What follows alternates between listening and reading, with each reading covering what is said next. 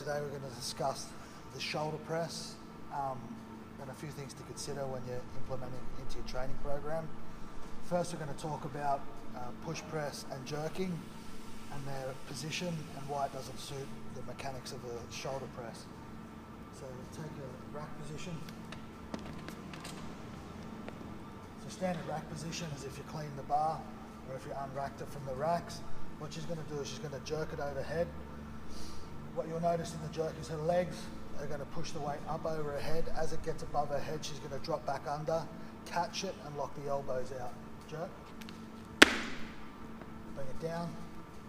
As she comes down, there's no eccentric loading through the shoulder girdle, through the muscles of the shoulder. She basically drops it back down, catches it in the rack position on her chest. Right now, the load is supported over her legs, so her legs are supporting the weight, not her shoulder. It's just resting up over her joints.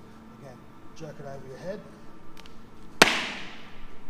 and back down. So the legs are doing the work in this movement. Push press is pretty much the same thing. She's going to use her legs to push it up over her head. As it gets over her head, she's not going to re-dip under the bar, but she's going to follow it out and lock her elbows out. So push press and back down. Same thing, no real eccentric loading through the muscles. She's pretty much just catching the weight in a rack position. Okay, rack the bar.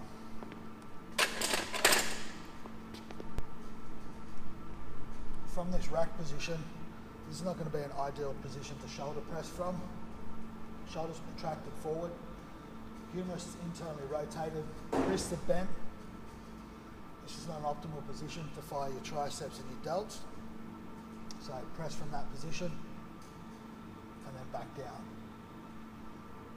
You've also got significant load if you're not resting it up on the rack position and you're trying to hold it and press it. Now all the load here is now placed through your SC and AC joints. For a shoulder press, the mechanics should be identical to a bench press. Squeezing the shoulders back and together, so this is your bench press position. The only difference with the bench press to a shoulder press is you're not pressing horizontally, you're pressing vertically over your head. So go take the rack position for a shoulder press. Close your hands. So now hands are closed, wrist is over the elbows, shoulders are packed back. The load now is distributed through the SC-AC joints and the scapula is butting up against each other. So now we're placing less stress through the joints and more load through the muscles. Rack it. Again, the key to getting strong is the person who gets the strongest is the person who can train the longest, the one who gets injured the least. So placing less stress through the joints and more load through the muscle is going to allow you to get stronger and not get injured. So let's go, take that position again and then press over your head. Just close your wrist, press over your head. Again, with your fingers, close them. Press over your head. Good.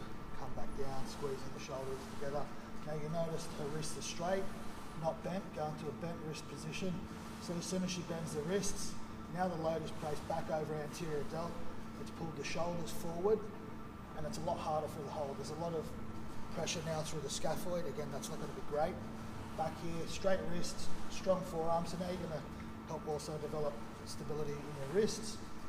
You've got eccentric and concentric loading through the shoulder, the muscles of the shoulder, shoulder girdle, triceps. Press over your head and back down and rack.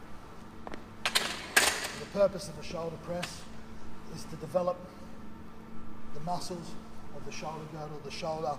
It's an accessory movement and you want to build stability and strengthen those muscles to either improve your bench press, your jerk, your push press or any overhead strongman events.